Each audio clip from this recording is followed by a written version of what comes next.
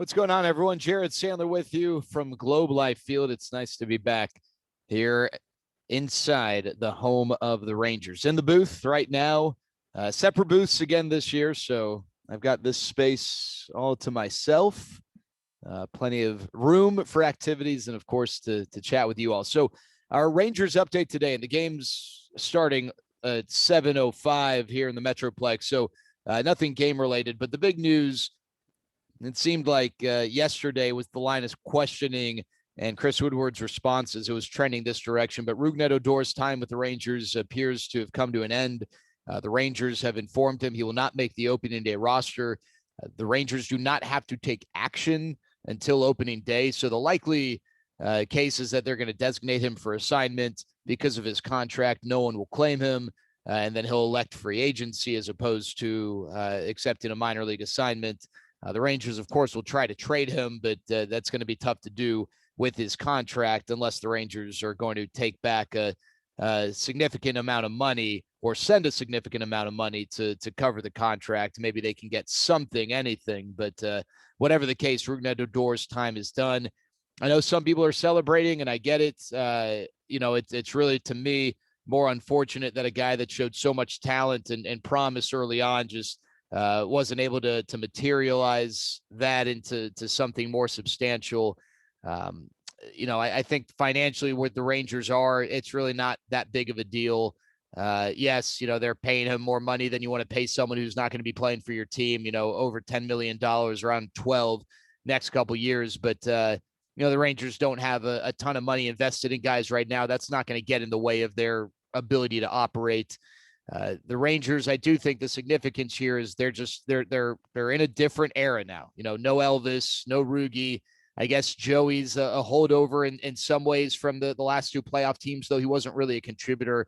And as the Rangers really try to turn the page and start a new chapter, I think having totally new personnel is another indication of their commitment to doing that. So hopefully Rugi can figure it out somewhere else. He just couldn't figure it out consistently here.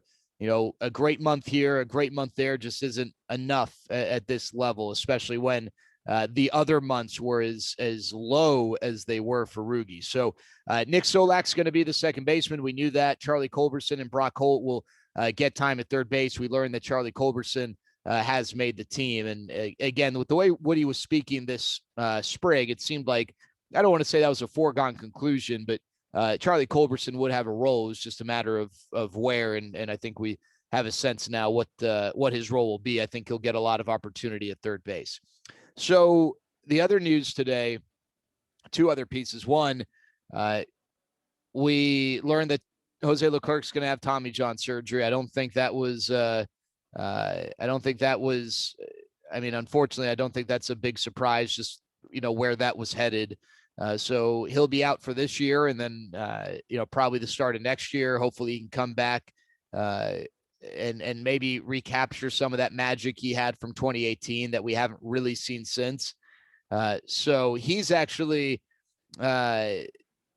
he's actually one of two guys who I think would be thought of as someone who is a part of the last playoff roster. He played for the 2016 Rangers, but so did Joey Gallo, but neither Leclerc nor Gallo were on the ALDS roster. Matt Bush is actually the answer to that question, the last man standing, and he's likely to help close out ball games for the Rangers.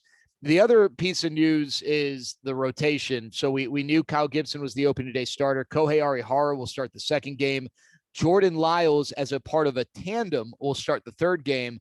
Mike Foltynewicz will start the home opener, and then a tandem will cover the fifth game. We don't know who Jordan Lyles will be paired with, and we don't yet know who the pairing will be on for that fifth spot, the second home game against the Toronto Blue Jays. So that's some news there. We've got, of course, an exhibition game tonight, another one tomorrow.